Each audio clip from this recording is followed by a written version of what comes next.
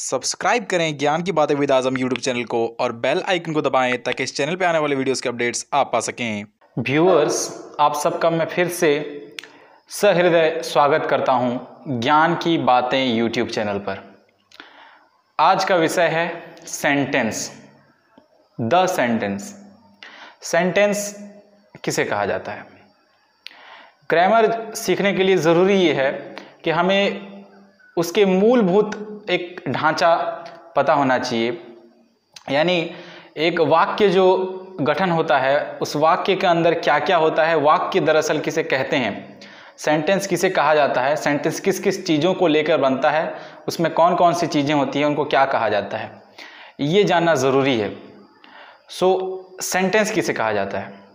Sentence is a group of words that makes a complete sense. Sentence दरअसल एक group of words है, यानी कई वर्ड्स को अगर हम इकट्ठा करते हैं तो एक सेंटेंस बनता है, लेकिन that makes a complete sense, जिसका कोई सेंस बनता हो, जिसका कोई मतलब बनता हो। जैसे कि आई प्ले क्रिकेट, यहाँ पर कुछ वर्ड्स हैं जिनको लेके एक वाक्य बना। प्ले, क्रिकेट, इस तरह के वर्ड्स मिलके एक वाक्य बन गए, सेंटेंस बन गए। लेकिन अगर मैं इसको सही ऑर्डर पे नहीं रखता हूं, यानी उलट फेर कर देता हूं, यानी लिखता हूं क्रिकेट आई प्ले, तो इसका कोई मतलब नहीं बनता है। ये एक गलत सेंटेंस कहलाएगा, ये सेंटेंस नहीं कहलाएगा। क्योंकि सेंटेंस होने के लिए ज़रूरी ये है कि वो एक सही ऑर्डर पे होना ज़रूरी है और उसका कंप्लीट सेंस होना चाहिए। देयर इज अ, इस तरह के जो वाक्य हैं ये अधूरा सेंस देते हैं या कंप्लीट सेंस नहीं देते हैं। अगर मैं इसको पूरा बोलता हूं, देयर इज अ बॉय, वहां पर एक लड़का है, तो ये कंप्लीट सेंस देता है, तो ये एक सेंटेंस कहलाएगा। देयर इज अ, ये सेंटेंस नहीं कहलाएगा क्योंकि ये कंप्लीट सेंस नहीं देता है। सेंटेंस का मतलब यही है कि वो ग्रुप ऑफ वर्ड्स होगा, उसके साथ साथ उसका कोई कंप्लीट मीनिंग या कंप्लीट सेंस वो दे रहा होगा। ये हो गया आपका सेंटेंस। ठीक, अब सेंटेंस जो है वो, उसमें क्या क्या चीजें होती हैं? सेंटेंस में दो चीजें होती हैं, एक होता है सब्जेक्ट, एक होता है प्रेडिकेट। सब्जेक्ट किसे कहते हैं? सब्जेक्ट किसे कहते हैं? सब्जेक्ट मतलब होता है डूअर ऑफ द एक्शन, जो काम को करने वाला। जैसे कि आई प्ले क्रिकेट, यहां पर जो काम है वो प्ले है, उसको करने वाला कौन है? आई। आई हो गया आपका सब्जेक्ट। रीता राइट्स लेटर, यह लिखने वाली रीता है, Rita doer of the action है, यानी काम करने वाली है, एक्शन करने वाली है। Rita is the subject here. यहां पर सब्जेक्ट रीता होगी क्योंकि वो डूअर ऑफ द एक्शन है। जो भी डूअर ऑफ द एक्शन होगा वो सब्जेक्ट कहलाएगा। उसके अलावा बाकी जितने भी बचेंगे वो प्रेडिकेट कहलाएंगे। जैसे कि ही इज टीचिंग इंग्लिश, यहां पर ही सब्जेक्ट हो गया, इज टीचिंग इंग्लिश ये प्रेडिकेट हो गया। यानी सब्जेक्ट के अलावा जितने भी वर्ड्स हैं, जो भी है, वो प्रेडिकेट कहलाएगा। ये रहा सब्जेक्ट और प्रेडिकेट। इन दो चीजों को मिलाकर एक सेंटेंस बनता है। Sentence is a group of words that makes a complete sense, जिसका कोई कंप्लीट सेंस बनता हो, वो ग्रुप ऑफ वर्ड्स होना चाहिए, तब जाके वो सेंटेंस कहलाएगा। ठीक, मैं आपके सामने 4 सेंटेंस उपस्थित किए देता हूं। Rabbit jumps, New Delhi is the capital of India, second sentence. Third sentence, Suhana and Ravi study. Fourth sentence, Kumar is a writer, Kumar is a writer. ये 4 सेंटेंस हो गए। तो यहां पर जो पहला सेंटेंस है द रैबिट जम्प्स, तो यहां पर द रैबिट हो गया सब्जेक्ट और जम्प्स हो गया प्रेडिकेट। रैबिट क्योंकि the doer of the action था वो सब्जेक्ट हो गया। New Delhi is the capital of India, यहां पर न्यू दिल्ली सब्जेक्ट हो गया और बाकी के जो हिस्से थे वो प्रेडिकेट हो गए। सुहाना एंड रवि स्टडी, यहां पर सुहाना और एंड रवि सब्जेक्ट हो गया और जो बाकी बचा स्टडी वो प्रेडिकेट हो गया। इसी तरह fourth Kumar is a writer, यहां पर कुमार सब्जेक्ट हो गया, इज अ राइटर प्रेडिकेट हो गया। सब्जेक्ट जो है एक वर्ड भी हो सकता है, एक से ज्यादा वर्ड भी हो सकता है। जैसे कि हमने देखा कि सुहाना एंड रवि, दो वर्ड्स एक सब्जेक्ट कहलाएंगे। और सेंटेंस किसे कहते हैं इसके बारे में बताया था। तो आज हम जानेंगे सेंटेंस से ही जुड़े कुछ टर्म्स, उसके अंदर जो वर्ब्स होते हैं, ऑब्जेक्ट होते हैं, उसके बारे में हम जानेंगे। तो जैसे कि आप देख सकते हैं यहाँ पर सवाल ये है, pick out the subject, verbs and object. तो हमें इसमें क्या करना है, ये जो नीचे सेंटेंस दिए गए हैं उनमें से सब्जेक्ट, वर्ब्स, ऑब्जेक्ट हमें निकाल कर लिखना है। सो सब्जेक्ट आपको पता है डूअर ऑफ एन एक्शन, जो काम कर रहा है, पहला जो चीज़ होता है वो सब्जेक्ट ही होता है। तो सब्जेक्ट हम आराम से ढूंढ सकते हैं। द टीचर रिवार्डेड, यहाँ पर सब्जेक्ट हो गया टीचर। द पुलिस अरेस्टेड, यहाँ सब्जेक्ट हो गया police. He got a prize, he हो गया सब्जेक्ट। दे सोल्ड, दे हो गया सब्जेक्ट। द कैट, ये हो गया सब्जेक्ट। सो सब्जेक्ट तो आपको पता चल गया कि डूअर ऑफ एन एक्शन।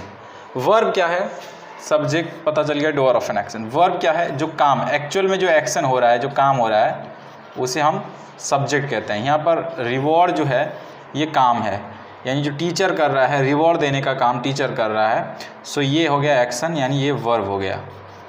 यानी सब्जेक्ट जो काम कर रहा है वो वर्ब कहलाएगा। The police arrested, so arrested आपका वर्ब हो गया। He got a prize, got हो गया आपका वर्ब हो गया। दे सोल्ड, सोल्ड हो गया आपका verb. The cat catches, catches हो गया आपका वर्ब। अब जो नया टर्म निकल के आ रहा है वो है ऑब्जेक्ट। ये ऑब्जेक्ट क्या है, ऑब्जेक्ट दरअसल तीन प्रकार के हैं, डायरेक्ट ऑब्जेक्ट, इनडायरेक्ट ऑब्जेक्ट और object of preposition. So object क्या है, जब सेंटेंस अधूरा लगने लगता है और उसको एक एक्सप्रेशन की ज़रूरत पड़ती है तो एक्सप्रेशन दरअसल ऑब्जेक्ट कहलाता है। जैसे कि आप देख सकते हैं द टीचर रिवॉर्डेड, टीचर ने रिवॉर्ड किया।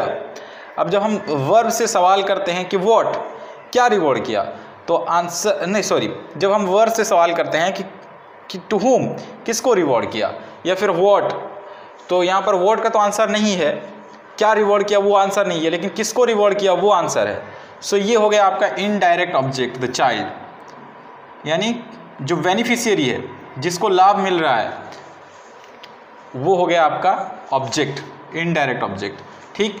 The police arrested the thief, police arrested the thief, यहाँ पर द थीफ हो गया ऑब्जेक्ट। जैसे कि सवाल उठता है द पुलिस अरेस्टेड, लेकिन किसको किया, द थीफ, जो एक्सप्रेशन को पूरा करता है वो हो गया आपका object. He got a prize, he got what, he got a prize, ये हो गया आपका object. They sold their old furniture, so old furniture हो गया आपका object. The cat catches the rat, the rat हो गया आपका ऑब्जेक्ट। सो ऑब्जेक्ट आपके तीन प्रकार के हैं, डायरेक्ट ऑब्जेक्ट, इनडायरेक्ट ऑब्जेक्ट और object of preposition. So sentence तो बेसिकली तीन प्रकार के हैं, simple sentence, compound sentence and complex sentence. अब हम आ जाते हैं सिंपल सेंटेंस के ऊपर। सिंपल सेंटेंस कितने तरह के हैं, सिंपल सेंटेंस जो हैं वो चार तरह के हैं। एक हो गया आपका डिक्लेरेटिव सेंटेंस, एक हो गया आपका इंटरोगेटिव सेंटेंस, एक हो गया आपका इम्पेरेटिव सेंटेंस, एक हो गया आपका एक्सक्लेमेटरी सेंटेंस। डिक्लेरेटिव सेंटेंस किसको कहते हैं, जिस सेंटेंस में हम कोई चीज़ बता रहे हों, जिस सेंटेंस में हम कोई चीज़ बता रहे हों, ना कोई सवाल हो, ना किसी तरह का आश्चर्य हो, ना किसी तरह का ऑर्डर, रिक्वेस्ट, सजेशन हो, सिर्फ किसी बात को बताना, ये एक स्टेटमेंट होता है, इसे हम डिक्लेरेटिव सेंटेंस कहते हैं। जैसे कि मैं बोल रहा हूँ I am a boy, she is a girl, it is a book. So ये जो तीनों सेंटेंस हैं इसमें सिर्फ इन्फॉर्मेशन दिया जा रहा है, इसमें ना कोई सवाल पूछा जा रहा है, ना किसी तरह का मैं आश्चर्य प्रकट कर रहा हूँ, ना ही मैं किसी को रिक्वेस्ट कर रहा हूँ, ना किसी को ऑर्डर दे रहा हूँ, ना किसी को सजेशन दे रहा हूँ, सिर्फ एक बता रहा हूँ। सो इस बताने वाले जो सेंटेंस को हम डिक्लेरेटिव सेंटेंस कहते हैं, यानी किसी चीज़ के बारे में कोई स्टेटमेंट देना, ये होता है डिक्लेरेटिव सेंटेंस। सो डिक्लेरेटिव सेंटेंस के हम कुछ एग्जाम्पल्स देख लेते हैं। जैसे कि Cuttack is on the Mahanadi. So Cuttack is on Mahanadi. ये सिर्फ एक इन्फॉर्मेशन है, ना इसमें कोई सवाल है, ना कोई रिक्वेस्ट, ना कोई ऑर्डर, ना कोई एक्सक्लेमेशन।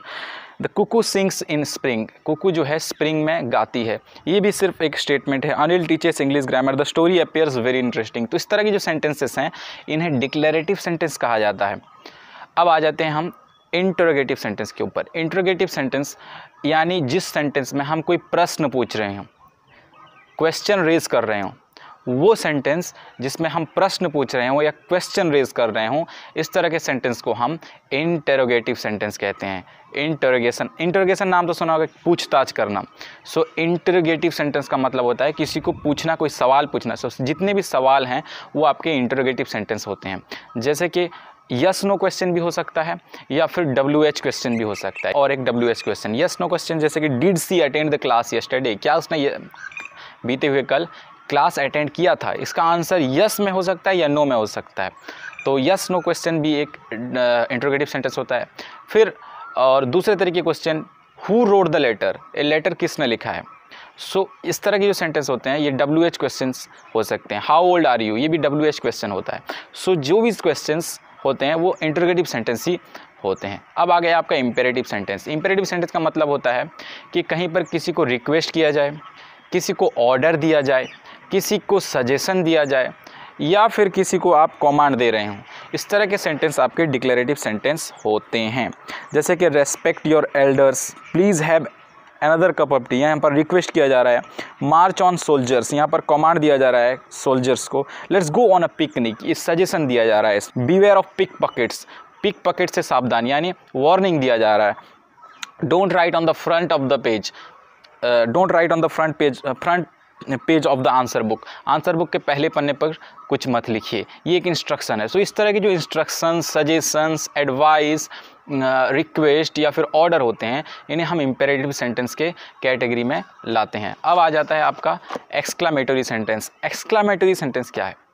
एक्सक्लामेटरी सेंटेंस दरअसल उस तरह के सेंटेंस होते हैं जिस सेंटेंस में हम किसी तरह का आश्चर्य प्रकट कर रहे हों, यानी चौंकने वाला चीज़ अगर देख लें या फिर किसी चीज़ से हम प्रभावित होकर आश्चर्य प्रकट कर रहे हों, इस तरह के सेंटेंसेस जो होते हैं वो आपके एक्सक्लामेटरी सेंटेंस होते हैं। जैसे नहीं किसी से प्रभावित होकर या किसी भी तरह का आश्चर्य प्रकट कर रहे हों, जैसे कि हाउ स्टूपिड ही इज़, वो कितना स्टूपिड लड़का है या कोई भी है। सो इस तरह के जो सेंटेंसेस होते हैं उसमें एक्सक्लेमेशन मार्क दिया जाता है और इन्हें हम एक्सक्लेमेटरी सेंटेंस कहते हैं, यानी हम इसमें आश्चर्य प्रकट कर रहे होते हैं। सो ये था सेंटेंस के सिंपल सेंटेंस के 4 प्रकार। इसके बाद हम देखेंगे जो कंपाउंड सेंटेंस होता है वो क्या होता है, उसके बाद हम फिर देखेंगे इंशाल्लाह कि कॉम्प्लेक्स सेंटेंस क्या होता है।